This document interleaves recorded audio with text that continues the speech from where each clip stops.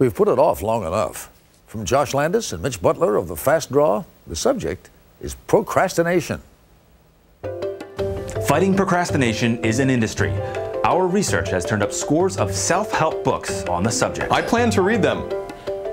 Back to you, Josh. Well, I did my research. The word comes from Latin, pro, meaning forward, and crastinus, of tomorrow. That's a long word. You can finish it later. Very funny. Let's just get to the cartoons. I plan to finish those cartoons. Back to you, Josh. A common cause of procrastination is anxiety. When you're too stressed about finishing something, you're more likely to put it off. Companies are obsessed with stopping it. You can't be daydreaming when your customer is expecting a delivery. Time is money. And procrastination can hurt your health. College students who procrastinate were more likely to have bad diets and get too little exercise.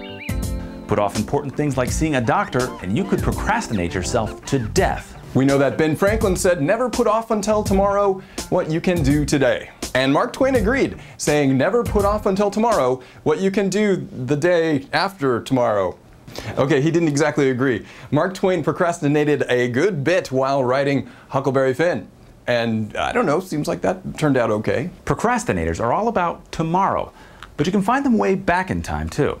One of the most infamous was Leonardo da Vinci. He is the patron saint of procrastination, and it was mocked by his contemporaries, Michelangelo, for example, and Pope Leo X. That was Professor William Pennepacker at Hope College. He's writing a book on procrastination. And no surprise here, the book's a year past deadline. He actually told us that, not finished yet. He says that people may have thought that Da Vinci had his head in the clouds. But the problem was that his contemporaries did not always understand what he was doing, particularly in his notebooks. Leonardo filled thousands of notebooks with drawings while he should have been working. But if he had not procrastinated, the ultimate Renaissance man may never have sketched flying machines, pondered new weapons of war, or documented human anatomy. He let his mind wander, and to good use. It's been called structured procrastination. And Pennepacker says if you don't procrastinate, it could actually be bad for you.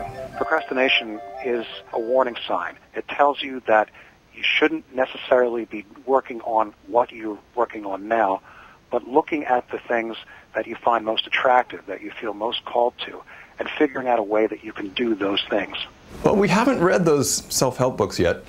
Good thing too, because we might never have discovered this upside of procrastination. Leonardo's lesson? Go ahead and procrastinate. Just don't waste time. You're probably not painting the next Mona Lisa, but if you find yourself putting off your taxes, just clean the living room or do something useful. And you just might procrastinate your way to productivity.